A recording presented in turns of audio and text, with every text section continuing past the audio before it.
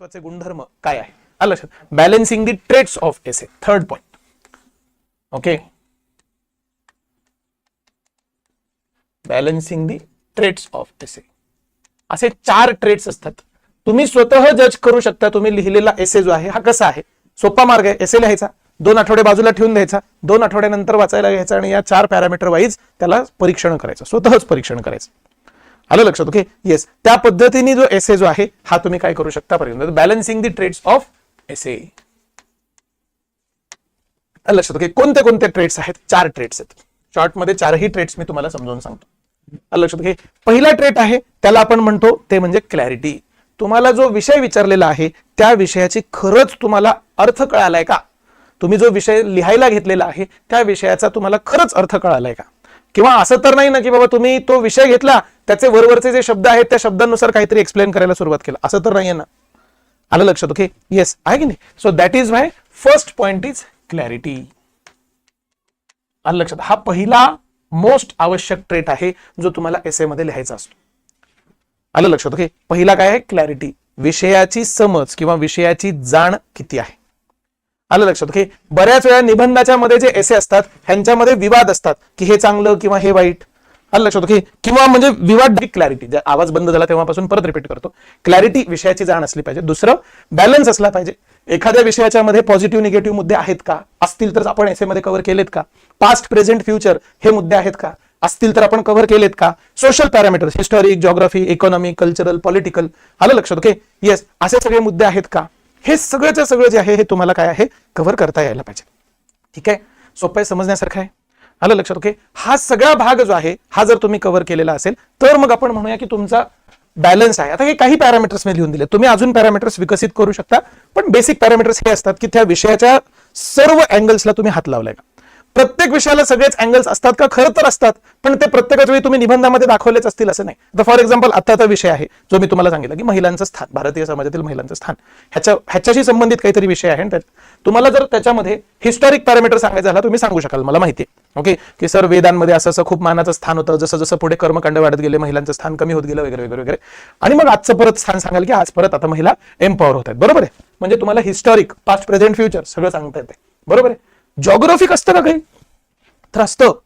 चांगलं वाचन असेल, चांगली जाण असेल तर माहिती पण असतं. उदाहरणार्थ महिलांच्या बद्दल सांगत असाल तर तुम्ही सांगा की भारतामधल्या बाकीच्या प्रदेशांच्या पेक्षा तमिळनाडू आणि केरळ या परिसरातील ज्या महिला आहेत त्यांना समाजामध्ये बेटर स्थान आहे. का बरं स्थान आहे? हा लक्षात घे. समाजामध्ये त्यांना बेटर स्थान का बरं आहे? तर त्यांच्याकडे जी कुटुंब व्यवस्था आहे ती कुटुंब व्यवस्था तारावड नावाची कुटुंब व्यवस्था आहे. तारावड नावाच्या कुटुंब व्यवस्थेमध्ये लग्न झाल्यानंतर महिला जी आहे ती स्वतःचं माहेरचं घर सोडून जात नाही. लक्षात घे. आणि त्या माहेरच्या घरात सुद्धा तिचंच मुख्य स्थान जे आहे ते असतं, म्हणजे त्या कुटुंबाला पुढे घेऊन जाण्याचं काम पण तीच करत असते. ओके, आता फक्त ते केरळ आणि तमिळनाडूचं का तसं नाहीये. तुम्ही मग उदाहरण देत असताना आपल्याच देशामधल्या मेघालय, गारो, खासी, जयंतिया इथल्या ज्या काही ठराविक कम्युनिटीज आहेत त्यांचं उदाहरण देऊ शकाल की बाबा तिथे समाज व्यवस्थाच मातृसत्ताक आहे. लग्न झाल्यानंतर मुलगा जो आहे हा मुलगा काय करत असतो, म्हणजे जावई होऊन इकडचे मुलीच्या घरी राहायला येत असतो आणि त्याच्यामुळे समाजाची पूर्ण प्रोपोगेशन सिस्टीम जी आहे ही पूर्ण सिस्टीमच मातृसत्ताक आहे. भौगोलिक डिफरन्सेस आहेत. भौगोलिक डिफरन्सेस नुसार भारतीय समाजामधल्या वेगवेगळ्या महिलांना, वेगवेगळ्या पुरुषांना हे सगळं तुम्ही पॅरामीटर सांगताना सांगू शकता. गृहीत धरूया त्या निबंधामध्ये कुठेतरी तुम्ही समाजातील जेंडर डिस्ट्रीब्युशन सांगायचा प्रयत्न सुरू केला तर त्याच्यामध्ये तुम्हाला सांगता येईल की जेंडर डिस्ट्रीब्युशन जे आहे हे जेंडर डिस्ट्रीब्युशन केरळ वगैरे सारख्या राज्यांमध्ये चांगल्या पद्धतीने झालेलं आहे. जेवढे पुरुष आहेत तेवढ्याच रफली महिला आहेत वगैरे वगैरे वगैरे. आणि तेच जर हरियाणा वगैरे सारखी जी राज्य आहेत यासारख्या राज्यांमध्ये महिलांची संख्या जी आहे ती प्रचंड प्रमाणामध्ये कमी झालेली आहे. लक्षात हे तुम्हाला सांगता येईल. येस ऑर नो सांगता येईल की नाही? लक्षात घे. म्हणजे भौगोलिक पॅरामीटर असतोच, आर्थिक parameter, cultural parameter, political parameter हे सगळे पॅरामीटर असतात. सो कुठलाही विषय असा गृहीत धरून तुम्ही हे नाही चालत की हा विषयामध्ये हे अँगलच नसतील. अँगल्स असतातच, तुम्हाला शोधावे लागतील ते अँगल. सो पहिला पॅरामीटर सांगितला क्लॅरिटी, दुसरा पॅरामीटर आहे बॅलन्स, तिसरा पॅरामीटर असतो डेप्थ. एखाद्या विषयाच्या खूप खोलात तुम्हाला जाता येतं का? कारण निबंध आहे. ओके, 100 शब्दाची गोष्ट असली असती तर फार खोलात जाता येत नाही हे समजू शकतो. 1250 शब्द म्हणजे it is a very huge number.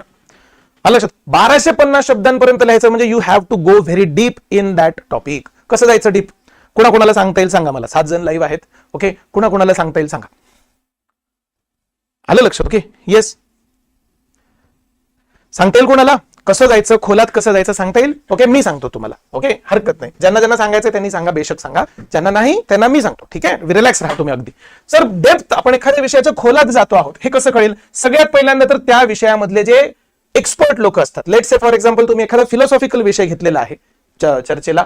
आलं लक्षात. उदाहरणार्थ फॉर एक्झाम्पल रिसेंटली एक फिलॉसॉफिकल विषय मी मुलांना निबंधासाठी दिला होता आणि त्या विषयाचं म्हणजे तो जो विषय होता केल्याने होत आहे रे आधी केल्याची पाहिजे, असा सिंपल विषय होता.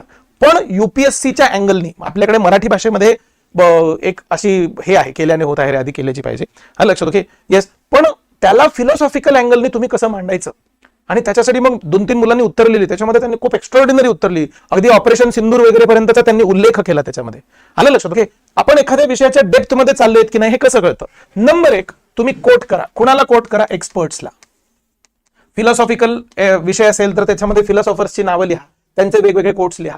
आध्यात्मिक विषय असेल तर काही संतांची नावं लिहा, त्याच्याबद्दलचे कोट्स लिहा. काही त्याच्यामधले त्या क्षेत्रातले कोणी ज्येष्ठ लोक जे असतात त्यांची नावं जी आहेत ती तुम्ही त्याच्यामध्ये काय करू शकता? लिहू शकता. आलं लक्षात. ओके, येस, आहे की नाही? ओके, सांगतो बेटा. तुम्ही जी डाऊट विचारलेला आहे ना, निबंध मराठी किंवा इंग्रजी भाषेत लिहायचं असतं का, समजून सांगतो बेटा अभिषेक. 1-2 मिनिटं फक्त. आलं लक्षात. ओके, मग एक्सपर्ट्सला कोट करा. दुसरं, तुमचे एक्झाम्पल्स जे आहेत ते कसे आहेत? उगाच काल्पनिक एक्झाम्पल्स नाही द्यायचे, खरे खरे एक्झाम्पल्स द्यायचे. त्याच्यामध्ये काही एक्झाम्पल्स असतात जे परमनंट एक्झाम्पल्स असतात. आलं लक्षात. ओके, ते एक्झाम्पल्स किंवा काही एक्झाम्पल्स जे असतात ते रिसेंट करंट अफेअर्स मधून, जसं आता मी केल्याने होत आहे रे आधी केल्याची पाहिजे हा जो निबंध आहे, त्या निबंधामध्ये त्या विद्यार्थ्यांनी ऑपरेशन सिंदूर आणि असे बरेच एक्झाम्पल्स दिले होते. ते ऑपरेशन सिंदूर, चंद्रयानचं त्यांनी एक्झाम्पल दिलेलं होतं, ते चंद्रयान, मंगलयानचं एक्झाम्पल दिलं होतं. असं सगळे भारताच्या कॉन्टेक्स्ट मध्ये खूप सारे एक्झाम्पल्स त्यांनी दिलेले होते. करंट अफेअर्स मधले एक्झाम्पल्स तुम्हाला देता येतात का? आलं लक्षात. Okay, yes. सो एक्सपर्ट्सला कोट करा, एक्झाम्पल्सला कोट करा. त्याच्यानंतर डेटा पॉइंट्स. डेटा पॉइंट्स 2 प्रकारचे असतात. ओके, डेटा पॉइंट्स म्हणजे तुम्ही काही आकडेवारी देऊ शकता का? ओके, आकडेवारी देता येते का तुम्हाला काही, की बाबा या वर्षी एवढं एवढं असं असं झालं होतं, हे झालं होतं. आकडेवारी gives your answer and authenticity. आलं लक्षात. तुमच्या उत्तराला काय असते? ऑथेंटिसिटी येत असते त्याच्यामुळे. आणि दुसरा डेटा पॉइंट असतो तो म्हणजे तुम्हाला रेफरन्सेस देता येतात का? काही रेफरन्सेस काही पण असू शकतात. भगवद्गीतेला धरून तुम्ही रेफरन्स दिला, आलं सर, एखाद्या आध्यात्मिक पुस्तकाला धरून तुम्ही रेफरन्स दिला, एखाद्या सायंटिफिक पुस्तकाला, अमुक अमुक अथरचं अमुक अमुक पुस्तक आहे अशा पुस्तकाला धरून रेफरन्स दिला, देऊ शकता तुम्ही. संविधानाला धरून, संविधानामध्ये असं असं इथे हे सांगितलंय, can you give the references. ह्या सगळ्या गोष्टींवरून कळतं की तुम्ही त्या विषयाच्या किती डेप्थ मध्ये जात आहात. आलं लक्षात. ओके, येस, आहे की नाही? चौथा डेटा पॉईंट सांगण्यापूर्वी आपल्याला अभिषेकने जो डाऊट विचारलेला आहे तो डाऊट. आलं लक्षात. निबंध मराठी किंवा इंग्रजी भाषेत लिहायचं असतं का हे एक्सप्लेन करण्यासाठी मी परत आपल्या पहिल्या स्लाइडकडे जातो, ह्यावाल्या, ज्याच्यामध्ये मी तुम्हाला युपीएससीचं किंवा एमपीएससीचं दोघांचं सेमच आहे आता स्ट्रक्चर सांगितलं. GS1, GS2, GS3, GS4 आणि SA. आलं लक्षात. मग ऑप्शनलचे 2 पेपर, पहिला आणि दुसरा, आणि मग लँग्वेजेसचे 2 पेपर. लँग्वेजला रिजनल लँग्वेज जी आपली मराठी आहे आणि दुसरी आहे इंग्लिश. ठीक आहे. आता याच्यामध्ये ह्याला तर मराठीच भाषा असते, ह्याला तर इंग्लिशच भाषा असते. ह्या दोघांच्या एसेची आपण चर्चा नाही करत आहोत. आपण ह्या एसेची चर्चा. ह्याच्यात एसे असतो का? असतो. ह्याच्यामध्ये 400 शब्दाचा, ह्याच्यामध्ये 400 शब्दांचा एसे असतो. पण या एसेची आपण चर्चा नाही करते. मराठीचा एसे मराठीत, इंग्लिशचा एसे इंग्लिश, ह्याची चर्चा नाही. आपण या एसेचा जो सेपरेट पेपर आहे त्याची चर्चा करतोय. मग तो कुठल्या भाषेत लिहिता येतो? तर हे वरचे जे 4 पेपर आहेत, या 4 पेपरला तुम्हाला एक माध्यम निवडावं लागतं. मग तुम्ही मराठी निवडा किंवा इंग्लिश निवडा. अलग. आणि हे खालचे जे 2 पेपर आहेत त्याच्यासाठी तुम्हाला एक माध्यम निवडावं लागतं. तुम्ही मराठी निवडू शकता किंवा इंग्लिश निवडू शकता. सर मला सगळीकडे मराठीच निवडायचं, निवडता येतं. मला सगळीकडे इंग्लिश निवडायचं, निवडता येतं. मला इकडे मराठी आणि इकडे इंग्लिश निवडायचं, निवडता येतं, येस निवडता येतं. मला इकडे इंग्लिश आणि इकडे मराठी निवडायचं, निवडता येतं, येस निवडता येतं. सगळे कॉम्बिनेशन अलाउड आहेत. आलं लक्षात. हा जो एसेचा जो पेपर आहे हा वरच्या ग्रुपमध्ये येतो. आलं लक्षात. मग GS 1 2 3 4 जर तुम्ही मराठीमध्ये लिहिलेलं असेल तर मग एसेचा पेपर पण तुम्हाला मराठीमध्येच लिहावा लागतो. ठीक आहे. GS 1 2 3 4 तुम्ही इंग्लिश मध्ये लिहिलेला असेल मग तो पेपर तुम्हाला इंग्लिश मध्येच लिहावा लागतो. ठीक आहे बेटा. अभिषेक, निबंध मराठी किंवा इंग्रजी भाषेतच लिहायचं असतं का? तुला तुझ्या प्रश्नाचं उत्तर आय होप मिळालं असेल. आलं लक्षात. ओके. ह्याच्या व्यतिरिक्त अजून निबंध असतात का? कुठे तर असतात. हा रिजनल लँग्वेजचा जो पेपर आहे तिथे आणि इंग्लिश लँग्वेजचा जो पेपर आहे तिथे पण तुम्हाला निबंध लिहावा लागतो. पण हा लँग्वेजच्या पेपर मधला निबंध आहे. हा जो निबंध आहे हा तुमच्या बौद्धिक क्षमतेला तपासण्याचा निबंध आहे. ठीक आहे. आलं लक्षात. ओके. येस. बघा अभिषेकने तर डाऊट विचारला, तुम्ही बाकीचे सगळे लोक डाऊट विचारणार आहेत की नाही बघा. आलं लक्षात. असं काही नाही की सर आम्ही तर लाईव्ह नव्हतो पण आता रेकॉर्डेड बघतोय, मग तुम्ही कमेंट्स मध्ये डाऊट विचारा. ठीक आहे. आलं लक्षात. यू कॅन आस्क, हे मला सांगायचं. आलं लक्षात. ठीक आहे बेटा. अभिषेक डाऊट क्लिअर झाला असेल. चौथा पॅरामीटर, आपण पॅरामीटर्स चर्चा करत होतो की एसएचे जे ट्रेट्स असतात ते 4 ट्रेट्स आहेत, त्या ट्रेट्स मध्ये तुम्ही पोहोचताय की नाही. आलं लक्षात. ओके. चौथा पॅरामीटर आहे स्ट्रक्चर आणि this is one of the most important parameter. आलं लक्षात. स्ट्रक्चर, तुमच्या निबंधाची रचना कशी आहे, आलं लक्षात. ओके, सर्वसाधारणपणे माझ्याकडे जे विद्यार्थी येतात त्या विद्यार्थ्यांना मी सांगितलेलं असतं की 25 ते 30 पॅराग्राफ असले पाहिजेत. किती? 25 ते 30 पॅराग्राफ, रफली 50 शब्दांचा एक असं सांगितलं तर मग मुलं बरोबर 4-4, 5-5 वाक्यांचा एक पॅराग्राफ करतात आणि त्या पद्धतीने उत्तर जे आहे हे लिहायचा प्रयत्न करतात. आलं लक्षात. ओके, येस, आहे की नाही. सो डोंट वरी ना बेटा, पहिली वेळेस असणाऱ्या मुलांसाठीच आपण हे लेक्चर घेतो, म्हणून तर एवढ्या डिटेलमध्ये मी चाललोय. आलं लक्षात. Okay, yes. आणि म्हणून तर विद्यार्थ्यांना आपण सगळं झाल्यानंतर त्यांना हे पण करणार होतं. ठीक आहे, आलं लक्षात. ओके सर, सो सिंपल मध्ये सांगायचा झाला मुद्दा जर तो काय आहे की बाबा तुम्हाला तुमच्या एसेचं स्ट्रक्चर कसं करतात. नुसतंच सर आम्ही पॅराग्राफ लिहून टाकले, आलं लक्षात, पण खरंच त्या एसेसाठी तुम्हाला जे मुद्दे सांगायचे आहेत ते तुम्ही बरोबर एकामागे एक सांगितले का. आलं लक्षात, की पहिल्यांदा काहीतरी मुद्दा सांगितला, मग मध्ये दुसरंच काहीतरी लिहिलं, परत त्या पहिल्या मुद्द्याला धरून दुसरा पॉईंट जो आहे तो खाली लिहिला, मग परत मध्ये दुसरं काहीतरी लिहिलं, मग परत असं काही लिंक वगैरे त्याच्यामध्ये प्रॉपर आहे की नाही. आलं लक्षात. ओके, सो स्ट्रक्चर जो आहे तो मॅटर करतो आणि स्ट्रक्चर बनवत असताना त्याचे परत 2 भाग आहेत. आलं लक्षात. एक असतो त्याला वॉटरफॉल स्ट्रक्चर म्हणतो आपण. आलं लक्षात. ओके, पहिल्या पॅराग्राफवरती दुसरा डिपेंडंट असतो, दुसऱ्यावरती तिसरा, तिसऱ्यावरती चौथा, चौथ्यावरती पाचवा, असं करता करता तुम्ही एका फ्लो मध्ये त्या माणसाला घेऊन येता. वॉटरफॉल स्ट्रक्चर तयार करणं इज हार्ड नाहीये, पण सरावाचा भाग आहे. आलं लक्षात. ओके, वॉटरफॉल स्ट्रक्चर मध्ये. ठीक आहे, आलं लक्षात. ओके, त्याच्यानंतर दुसरा जो आहे तो स्ट्रक्चर असतो त्याला आपण म्हणताना ट्री स्ट्रक्चर म्हणत असतो. आलं लक्षात. ट्री स्ट्रक्चर म्हणजे काय, तुम्ही एक मोठा मुद्दा लिहिता, त्याच्यामध्ये एक छोटा मुद्दा लिहिता, मग त्याचे पॉईंट्स लिहिता, परत छोटा मुद्दा लिहिता, त्याचे पॉईंट्स लिहिता, परत छोटा मुद्दा लिहिता, त्याचे पॉईंट्स लिहिता, परत छोटा. हा सगळ्यात सोपा स्ट्रक्चर आहे. This is called as tree structure. म्हणजे मोठं झाड आहे, त्याला फांद्या आहेत आणि त्या फांद्याला पानं आहेत, अशी ती रचना असते. ठीक आहे, आलं लक्षात. ओके, मोठं झाड, त्याला फांद्या आणि त्या फांद्यांना पानं, अशी ती काय असते, रचना असते, म्हणून त्याला ट्री स्ट्रक्चर असं म्हणतात. आलं लक्षात. ओके, हो, निबंध लिहायला वेळ असतो बेटा, 3च तास असतात. तुला 2 निबंध त्या 3 तासामध्ये लिहून संपवावे लागतो. कुठलाही पेपर असू दे त्याला 3 तास असतात तुला. ठीक आहे बेटा अभिषेक. येस सर, हा भाग जो आहे तो भाग लक्षात येतोय की ट्री स्ट्रक्चर आहे, वॉटरफॉल स्ट्रक्चर आहे. 2 टाईपचे स्ट्रक्चर्स आम्हाला बघता येतात. ह्याच्या व्यतिरिक्त पण अजून काही स्ट्रक्चर असतात, पण विद्यार्थ्यांना शिकवत असताना मी हे स्ट्रक्चर जे आहे ते प्रामुख्याने शिकवतो. आलं लक्षात, की वॉटरफॉल स्ट्रक्चर मध्ये एकतर तुम्ही लिहा, सुरुवातीला ट्री स्ट्रक्चर मधून लिहायला सुरुवात करा, सोपा असतो, फार ताण येत नाही, वाचायला समजून घ्यायला पण खूप सोपा असतो. आलं लक्षात. वॉटरफॉल स्ट्रक्चरचा भाग कसा आहे, वॉटरफॉल स्ट्रक्चर वाचत असताना जर वाचणाऱ्यांनी मध्ये एखादा पॅराग्राफ स्किप केला, आलं लक्षात, तर त्याच्या पुढची लिंक त्याला लागेल की नाही लागणार, हा एक मोठा प्रश्न असतो. आलं लक्षात. ओके, पण वॉटरफॉल स्ट्रक्चरच्या मध्ये लिहिलेला निबंध जो आहे तो प्रचंड इम्प्रेसिव्ह वाटत असतो, कारण त्याला एक फ्लो असतो, एकामागून एक मुद्दे उलगडत जातात. आलं लक्षात. ओके, सो बरेच स्ट्रक्चर आहेत. Okay, other structures are also there. म्हणजे उद्या चलून तुम्ही ही जर पीपीटी कुठे वाचली तर तुम्हाला असं नाही वाटलं पाहिजे की एवढे 2च स्ट्रक्चर्स आहेत. आलं लक्षात. ओके, अजून पण मल्टिपल स्ट्रक्चर्स असतात, पण तुमचं स्ट्रक्चर आहे की नाही निबंधाला, का उगाच रॅन्डम काही पण सुचलं ते लिहून काढलं असं केलंय, हे चेक होतं. आलं लक्षात. ओके, 4 बेसिक पॅरामीटर्स वरती तुम्ही स्वतःचा निबंध जो आहे हा काय करू शकता, बघू शकता. आलं लक्षात. तुमच्या ऐकण्यामध्ये आता पुढचा अजून एक भाग जो आहे, जसा ट्रेट्स ऑफ एसे, तुमच्या निबंधाकडे तुम्ही लक्ष देत आहात, तसं एक्झामिनरचा माइंडसेट जो आहे तो पण मॅटर करत असतो.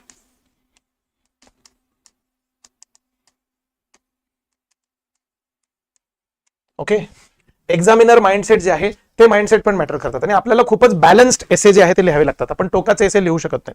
आलं लक्षात. ओके, येस, म्हणजे फॉर एक्झाम्पल बरेचसे एक्झामिनर्स जे आहेत हे एक्झामिनर्स हे राईट किंवा लेफ्ट या कुठल्या तरी एका विचारधारेला फॉलो करत असतात. साहजिक आहे, जगातला प्रत्येक माणूस आयदर राईट किंवा लेफ्ट किंवा सेंटर ह्याला पण असतो. आलं लक्षात. ओके, पण कुठल्या ना कुठल्या विचारधारेकडे झुकाव प्रत्येक माणसाचा असतो. डाव्या विचारसरणीचे, उजव्या विचारसरणीचे, असे सर्व प्रकारचे एक्झामिनर्स या जगामध्ये असतात. युपीएससी, एमपीएससी वाले सुद्धा अशा सर्व प्रकारच्या एक्झामिनर्सला हायर करतात. तुमचा पेपर नेमका कुठल्या एक्झामिनरकडे तपासायला जाणार आहे हे आपल्याला माहिती नाही ना, बरोबर आहे की नाही. म्हणजे एक्झामिनरचा माइंडसेट जज करणं हे आपल्याला जड आहे. मग आपल्या निबंधाची रचना जर पूर्णपणे उजवी विचारसरणीची रचना असेल आणि डाव्या विचारसरणीचे लोक जर पेपर तपासायला आले तर it will be very very hard. बरोबर ना, खूपच अवघड होऊन जाईल. बरोबर आहे. त्याच्यानंतर समजा तुम्ही खूपच डाव्या टोकाचं लिहिलेलं आहे, पण तपासायला येणारा माणूस उजव्या विचारसरणीचा आलेला आहे, मग काय करणार? देन सुद्धा तुमचे मार्क जे आहेत ते गेले. सो राहू, पण मला हे डावं उजवं काही कळतच नाही. म्हणून तर मी सांगतो तुम्हाला, एसे तुमच्या सर्व गोष्टींची परीक्षा करतं, सर्व. आलं लक्षात. घे, तुम्ही जोपर्यंत चांगले जीएसचे विद्यार्थी होत नाही तोपर्यंत तुम्हाला या बाकीच्या गोष्टी कळतच नाही की आपण डाव्या विचाराचा मुद्दा मांडतोय का उजव्या विचाराचा मुद्दा मांडतोय, काय मांडतोय. बरोबर आहे. एक्झामिनर जसे रायटिस्ट असतात किंवा लेफ्टिस्ट असतात तसे अजून पण असतात. दुसऱ्या कॅटेगरी येते, एक असतात ऑर्थोडॉक्स. ऑर्थोडॉक्स म्हणजे जुनाट विचारसरणीचे. ओके, त्यांना शैली जुनी पाहिजे, विचारसरणी जुनी पाहिजे, पारंपरिक रूलबद्ध पद्धतीने त्यांना पाहिजे असतं. आणि दुसरे असतात त्यांना आपण ऑर्थोडॉक्सच्या नंतर दुसरा प्रकार जो असतो त्यांना आपण म्हणताना बाकीचे खूप सारे शब्द आहेत, लिबरल वगैरे, तो शब्द मला नाही पाहिजे. खरा शब्द आहे तो म्हणजे नव्या विचारसरणीला स्वीकारणारे, ओपन. लक्षात. ओके, ओपन माइंडेड जर एखादा एक्झामिनर असेल तर तो तुमच्या निबंधाला चांगले मार्क द्यायचा प्रयत्नच करतो नेहमी. पण ओपन माइंडेड खरंच एक्झामिनर येणार आहे का आपल्याला? आला तर त्याच्याकडेच आपला निबंधाचा पेपर जाईल असं थोडी आहे. बरोबर आहे. त्यांच्या विचारसरणीला हा दुसरा अजून एक पॅरामीटर म्हणजे आपला निबंध जो आहे हा दोन्हीकडून वन्स अगेन बॅलन्स पाहिजे. आपल्या निबंधामध्ये जुन्या विचारांचे सुद्धा सगळे मुद्दे कव्हर झाले पाहिजेत आणि नवीन विचारांसाठी आपण ओपन आहोत हे पण कळायला पाहिजे. बरोबर आहे. तिसरा प्रकार असतो तो म्हणजे त्याला अँटी स्टेट आणि प्रो स्टेट असं म्हणतात. अँटी स्टेट म्हणजे इस्टॅब्लिशमेंटच्या विरोधामध्ये असणारे, ओके, सरकारच्या नेहमी विरोधात बोलणारे. अँटी स्टेट टाईपचे काही एक्झामिनर्स असतात आणि काही एक्झामिनर्स असतात ते प्रो स्टेट असतात. सरकार कोणाची पण असो ते सरकारच्या बाजूनीच बोलतात. म्हणजे सर सरकारची स्तुती करणारे लोक असतात का? हे नाही. ओके, त्यांना सर्वसाधारणपणे सरकारच्या चांगल्याच बाजू दिसतात ते प्रो स्टेट. ज्यांना सर्वसाधारणपणे सरकारच्या वाईटच, सरकारच्या चुकाच दिसतात ते अँटी स्टेट. गेटिंग माय पॉइंट? आलं लक्षात? ओके, सो प्रो स्टेट आणि अँटी स्टेट असे पण एक्झामिनर्स असू शकतात. राईट. आलं लक्षात? एक्झामिनर, तुम्ही तुमचं निबंधाचे 4 पॅरामीटर कव्हर केले, पण ते 4 पॅरामीटर कव्हर करताना आपला निबंध कसल्या टाईपच्या एक्झामिनरकडे जाणार आहे, त्या एक्झामिनरचा माइंडसेट जो आहे हा आपल्याला काय करावा लागेल, समजून घ्यावा लागेल. आलं लक्षात? Okay, yes. एक्झामिनरच्या माइंडसेटमध्ये अजून पण अनेक गोष्टी ज्या आहेत त्या तुम्हाला बघायला मिळू शकतात. उदाहरणार्थ अजून एखादं एक्झाम्पल देतो मी तुम्हाला. आलं लक्षात? ओके, फॉर एक्झाम्पल एखादा एक्झामिनर जो असतो he is more of a काय म्हणतात त्याला, डिस्कशन्सच्या मध्ये त्या एक्झामिनर्सच्या इव्हन काय म्हणतात त्याला विचारधारेमध्ये सुद्धा हा भाग जास्त असतो की तुमच्या ह्याच्यामध्ये अधिकारीवाले गुण जे आहेत ते दिसायला पाहिजेत. दुसऱ्याचं म्हणणं की नाही तुमच्या याच्यामध्ये माणसाचे गुण जास्त दिसायला पाहिजेत. म्हणून त्याच्यामध्ये 1-2 टाईपचा वाद आहे. हा विवाद खरं तुमच्या सिलेबसलाच नाहीये पण माणसं असतात ना तशी. सो बेटर ह्युमन हायपोथेसिस आणि better bureaucracy hypothesis. Better officer तुम्हाला समजावं म्हणून सोप्या शब्दामध्ये. सो निबंधातून एक्झामिनर नेमकं काय शोधतोय, चांगला माणूस शोधतोय का चांगला अधिकारी शोधतोय, हा भाग जो आहे हा मॅटर करतो. आलं लक्षात? ओके, सो एक्झामिनरचा माइंडसेट जो आहे तो समजून घ्यावा लागेल. सर पण मला ना माहितीच नाही ना माझा एक्झामिनर कसा आहे. मग सोप्या भाषेमध्ये तुम्हाला ह्या सगळ्याला बॅलन्स करून लिहावं लागेल. सर लईच हेवी वाटतंय, नाहीये हेवी. डोक्यावरून पाणी. तुम्ही 5 निबंध लिहिले, 6व्या निबंधाला तुम्हाला कळायला सुरुवात होतं की ठीक आहे असे 5 निबंध लिहायचे, त्या 5ही निबंधांना स्वतःच चेक करायचं. ठीक आहे, मी तुम्हाला आतापर्यंत 4 गोष्टी समजून सांगितल्या निबंधाच्या. सगळ्यात पहिली गोष्ट समजून सांगितली की निबंध आहे काय, पेपर कुठे आहे. आलं लक्षात? ओके, येस, निबंधाचा पेपर कुठे आहे, त्याचं या परीक्षेमधलं स्थान काय आहे. त्याच्यानंतर दुसरी गोष्ट तुम्हाला समजून सांगितली की जीएस चे उत्तर आणि निबंध ह्यांच्यामध्ये काय फरक असतो. तिसरी गोष्ट समजून सांगितली की ट्रेट्स ऑफ एसे काय असतात. आणि चौथी गोष्ट समजून सांगितली की एक्झामिनरचा माइंडसेट काय असतो. ठीक आहे, आता 5वी गोष्ट जी आहे ती तयार करूया आपण. आलं लक्षात? ओके, येस, त्याच्यामध्ये काय सर 5व्या गोष्टीमध्ये चालू आहे ना. आलं लक्षात? आतापर्यंत जेवढे जण माझ्यासोबत आहेत त्यांनी फुल स्टॉप टाका बरं की हा आतापर्यंतचे 4 पॅरामीटर आम्हाला कळालेत सर. आलं लक्षात? ओके, 5वा पॅरामीटर जो आहे तो म्हणजे काय की तुमच्या एसेची स्टाईल तुम्हाला पाहिजे. 3 मुख्य स्टाईल तुम्हाला वापरता येतील. लिखाणाच्या शेकडो स्टाईल्स आहेत. आलं लक्षात? ओके, पण 3 मुख्य स्टाईल्स तुम्हाला निबंधामध्ये वापरता येतात. आलं लक्षात? ओके, सो स्टाईल हे 5वा पॅरामीटर. कुठल्या स्टाईल्स आहेत? 3 स्टाईल्स प्रामुख्याने वापरता येतील. त्याच्या व्यतिरिक्त पण बाकीच्या आहेत म्हणून मी त्याच्यामध्ये ऑदर असं लिहून ठेवतो आधीच, म्हणजे तुम्हाला असं नको वाटायला की ह्याच्यापेक्षा वेगळे असतात की नाही. पण पहिली स्टाईल आहे त्याला म्हणतात आपण स्टोरी स्टाईल. आलं लक्षात? ओके, स्टोरी स्टाईल म्हणजे सर एक आटपाट नगर होतं वगैरे स्टाईल नाही. स्टोरी स्टाईल म्हणजे प्रत्येकच वेळी त्याच्यात पूर्ण स्टोरीज पाहिजे असं नाही, पण त्याच्यामध्ये तुम्ही किस्से सांगितलेत, निबंधाच्या मध्ये तुम्ही घटना सांगितल्यात, घटना एक्सप्लेन केलेल्या आहेत, स्टोरीच्या फॉर्मॅटमध्ये लिहायचा प्रयत्न केलाय. आलं लक्षात? ओके, येस, आहे की नाही. जे चॅटमध्ये विद्यार्थी आहेत त्यांना फुल स्टॉप म्हणजे तुमच्या कीबोर्डवरती जो फुल स्टॉप असतो ना तो टाकायचा चॅटमध्ये. त्याच्याने होतं काय, तुम्ही माझ्यासोबत आहात हे मला कळतं. ठीक आहे, if you guys are with me full stop टाका. ठीक आहे बेटा, अभिषेक वगैरे बाकीचे धनराज, अभिषेक असे जे सगळे विद्यार्थी उपस्थित आहेत त्यांनी. आलं लक्षात? इमोशनल असावा की न्यूट्रल, हा निबंधाचा एसे जो आहे तुझं जे म्हणणं आहे, ओके, हे या स्टोरीच्या फॉर्मॅटमधून. तसं इथे एक तो विषय टाकता येईल बेटा आपल्याला की निबंध जे आहे या निबंधाच्या मध्ये बॅलन्स कसा आणायचा. तर इथे तू पण सगळ्यां त्याच्यामधून तू फिलिंग कशी आणतोयस, इमोशनल, न्यूट्रल, अग्रेसिव्ह, सगळ्याच प्रकारच्या गोष्टी ज्या आहेत तू इथे टाकू शकशील. ठीक आहे, आलं लक्षात? ओके, येस, चला त्याच्यानंतर पुढचा भाग. आलं लक्षात? ओके, पहिला पॅरामीटर आहे स्टोरी. पॅरामीटर म्हणायची तुमची स्टाईल काय आहे, रायटिंग स्टाईल आहे. आलं लक्षात? ओके, त्याच्यानंतर दुसरी स्टाईल असते त्याच्यामध्ये असतं त्याला आपण म्हणताना असं म्हणत असतो आर्टिकल. आलं लक्षात? ओके, हे सर्वसाधारणपणे ओपिनियन बेस्ड जे निबंध असतात ना, ओके, ओपिनियन बेस्ड किंवा फिलॉसॉफिकल निबंध स्टोरी फॉर्मॅटमध्ये जास्त छान लिहिता येतात. आलं लक्षात? ओके, लक्षात? ओके, ओपिनियन बेस्ड निबंध जे आहेत ते आर्टिकल फॉर्मॅटमध्ये जास्त छान येतात. आणि तिसरा प्रकार जो विद्यार्थ्यांचा दी मोस्ट फेवरेट प्रकार, ज्याच्यामध्ये ट्री स्ट्रक्चर वगैरे वापरता येतं, ते असतं नोट्स फॉर्मॅटमध्ये. म्हणजे तो जो विषय तुम्हाला निबंधाचा दिलेला आहे तो विषय तुमच्या अभ्यासाचा विषय असं गृहीत धरायचं आणि त्याच्यावरती नोट्स काढायच्या. आलं लक्षात? Notes format this is one of the easiest आणि सेफेस्ट मार्ग आहे लिहिण्याचा. आलं लक्षात? पण हायेस्ट स्कोरिंग मार्ग जे आहेत ते हे दोन आहेत. म्हणजे याच्यात आणि याच्यात किती फरक आहे? रफली 10 मार्कांचा फरक पडतो असं समजा. जर तुम्हाला अशा पद्धतीत लिहिता येत असेल देन म्हणजे तुम्हाला चॅलेंजच नाही. मग अवघड असतं का सर तसं लिहिणं? बिलकुल अवघड नाही बेटा, बिलकुल अवघड नाही. It is very easy. आलं लक्षात? ओके, बिलकुल अवघड नाही आहे तसं लिहिणं. आलं लक्षात? ओके, येस सर, हरकत नाही. तुमचा हा जो मुद्दा आहे तो आम्हाला समजला. सर, निबंधाच्या याच्यामध्ये स्टाईल आम्हाला हवी, story style, article style, note style, कुठल्या स्टाईल म्हणजे अजून पण अनेक स्टाईल्स असतात, पण या 3 स्टाईल्स मध्ये प्रामुख्याने तुम्ही लिहू शकता. आर्टिकल स्टाईल मध्ये तुम्हाला जर एखादा निबंध बघायचा, सर आम्हाला सॅम्पल बघायचा आहे, कुठे बघता येईल? आलं लक्षात? आर्टिकल स्टाईल मध्ये जर तुम्हाला निबंध बघायचा तर तुम्ही कुठल्याही वृत्तपत्राचा एखादा चांगला एडिटोरियल वाचा. एडिटोरियल म्हणजे संपादकीय, ते आर्टिकल स्टाईल मध्ये लिहिलेला निबंधच असतो ऍक्च्युली. आणि 1200 शब्दाच्या आसपासच असतात खरंच एडिटोरियल. तर तुम्हाला अगदीच तिथे साईजचा पण अंदाज येईल की कसं लिहायचं असतं. ठीक आहे, तुम्हाला स्टोरी फॉर्मॅट मधल्या एखाद्या निबंधाचा जर अंदाज घ्यायचा की कसा असतो सर, ओके, तर एखाद्या चांगल्या वक्त्याचं भाषण आहे का, वक्त्याचं जे भाषण असतं ते स्टोरी फॉर्मॅटमध्ये असतं. म्हणजे तुम्ही बघा, एका भाषणामध्ये एकच स्टोरी असते का? नाही. मुद्दा सांगितला तो मग त्याच्याशी संबंधित स्टोरी, मुद्दा सांगितला तो मग त्याच्याशी संबंधित किस्सा, मुद्दा सांगितला तो परत किस्सा, हे जे असे किस्से जे सांगितले जातात ना, तो येतो story format, story style.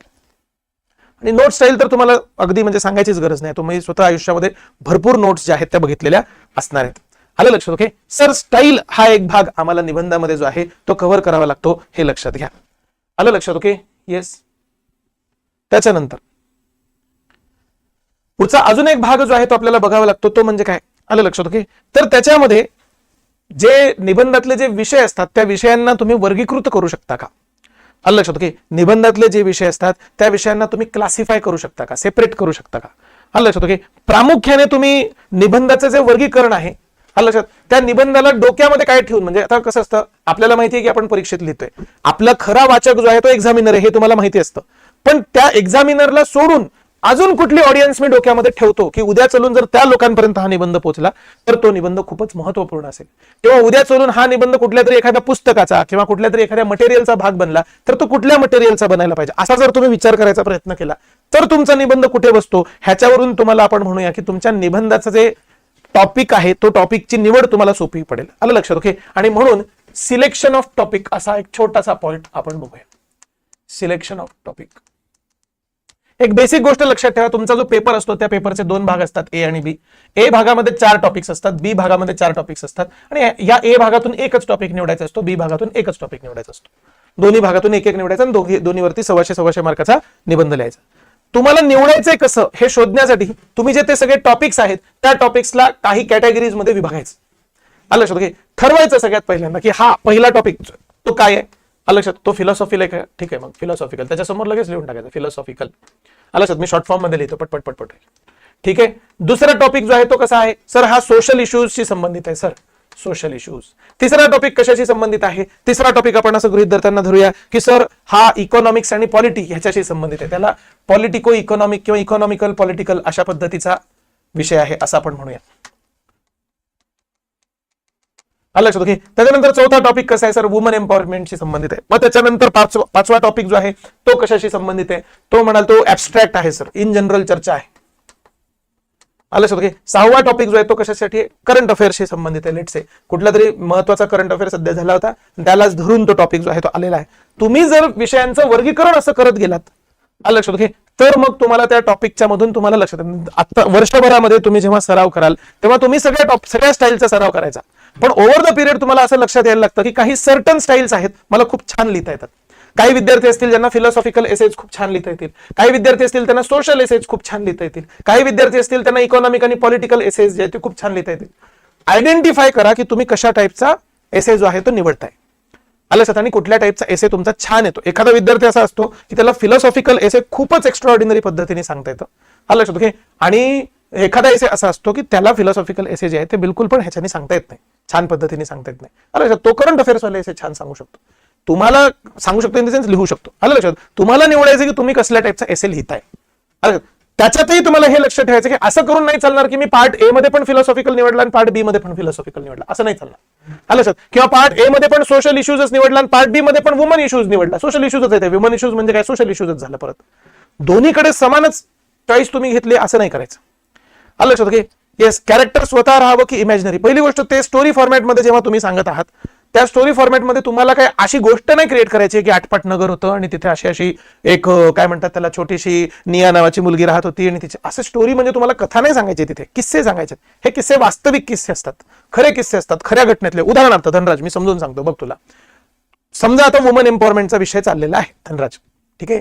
Woman एम्पॉवरमेंटचा विषय सांगता सांगता तुला स्टोरी फॉर्मॅटमध्ये एसे लिहायचा आहे आणि स्टोरी फॉर्मॅटमध्ये एसे लिहित असताना तुला अशी इच्छा झाली की यार उदाहरण द्यावं लागेल. मग तिथे तुला एक वाक्य सांगायचंय की ज्या ठिकाणी पुरुषांना त्यांच्या जबाबदाऱ्या पूर्ण करता येणार नाहीत अशी जाणीव झाली तेव्हा इतिहासामध्ये ठिकठिकाणी आपल्या भारतातल्या महिला पुढे आलेल्या आहेत. ओके, आता ह्याचं एक सगळ्यात कॉमन सगळ्यात बेस्ट एक्झाम्पल म्हणजे झाशीची राणी, जिथे तिला लक्षात आलं की आता संस्थानाचं रक्षण करण्यासाठी माझ्या कुटुंबातला कुठलाच पुरुष पुढे येऊ शकणार नाहीये, तर तिने तिथे तलवार उचललेली आहे आणि की खूप लढी मर्दानी व झाशी की राणी थी.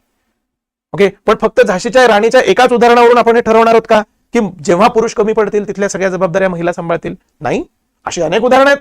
दुसरं उदाहरण घ्यायचं झालं तर असहकार आंदोलनाच्या वेळी, सविनय कायदेभंगाच्या आंदोलनाच्या वेळी महात्मा गांधीजींनी अनाऊन्स केलं होतं की धारासाना इथे सत्याग्रह ते करणार, पण महात्मा गांधीजींना अटक झाली. त्या सत्याग्रहाला पुढे घेऊन जाण्याचं काम सरोजिनी नायडू यांनी केलं. तर बघा, झाशीच्या राणीचं उदाहरण देऊन आपण उजव्या विचारसरणीच्या माणसाला खुश केलं, एक्झामिनर उजव्या विचारसरणीचं असेल. धारासनाचं उदाहरण देऊन डाव्या विचारसरणीच्या माणसाला खुश करून टाकलं. आलं. तरी अजून एक्स्ट्राचे काही उदाहरणं द्यायची असतील तुम्हाला, मॉडर्न एक्झाम्पल्स द्यायचे असतील तर तुम्ही मॉडर्न एक्झाम्पल्स देऊ शकता. पॉइंट इज, तुम्हाला जी उदाहरणं द्यायची आहेत ती स्टोरी फॉर्मॅटमध्ये तुम्ही द्यायची असतात. तिथे तुम्हाला कॅरेक्टर डेव्हलपमेंट नाही करायचं. You are not writing an imaginary story. आलं लक्षात. Okay, you are telling the stories of real world. फक्त ते स्टोरी फॉर्मॅटमध्ये लिहिण्याची शैली येते. आलं लक्षात. आपण तुम्हाला स्टोरी रायटिंग नाही शिकवत आहे, आपण तुम्हाला एसे रायटिंग शिकवतोय. हे लक्षात घ्या. धनराज बेटा, डाऊट तुझा लक्षात आला का? तुला मी समजून सांगतोय ती गोष्ट लक्षात आली का तुझ्या? आलं लक्षात. Okay, yes. आता जसं सिलेक्शन ऑफ टॉपिक आहे त्या टॉपिकच्या बद्दल तुम्हाला समजून सांगताना पार्ट ए मध्ये तुम्ही एक विशिष्ट पद्धतीचं टॉपिक घ्यायचं, पार्ट बी मध्ये विशिष्ट पद्धतीचं टॉपिक, दोन्हीमध्ये सेपरेट डिफरंट टाईपचे टॉपिक जे आहेत ते घ्यायला पाहिजे. आलं लक्षात. Okay, yes. त्याच्यानंतर नुसतं एवढंच नाहीये. आलं लक्षात. ओके, आता थोडंसं एक ऍडव्हान्स लेवलला पण आपल्याला एसेला जावं लागतं. आलं लक्षात. त्याच्यामध्ये इंटरप्रिटेशन ऑफ टॉपिक नावाचा एक भाग येतो. मग त्याच्यामध्ये नॅरो इंटरप्रिटेशन आणि ब्रॉड इंटरप्रिटेशन असे दोन कॅटेगरीज येतात. आलं लक्षात. ओके, पण आता हे interpretation of topic, narrow interpretation काय असतं, ब्रॉड इंटरप्रिटेशन काय असतं, ब्रेन स्टॉर्मिंग मेथड, दोन टाईपच्या ब्रेन स्टॉर्मिंग असतात. एक असतं स्पायडर मेथड, एक असते त्याला आपण म्हणत असतो mind map method. Mind map method खूपच मला म्हणजे सराव केल्यामुळे जरा जास्त सोपी वाटते, पण spider method is also really really good to brainstorm anything. आलं लक्षात. ओके, मग त्या मेथडमध्ये आपल्याला जायला लागतं. आलं लक्षात. ओके.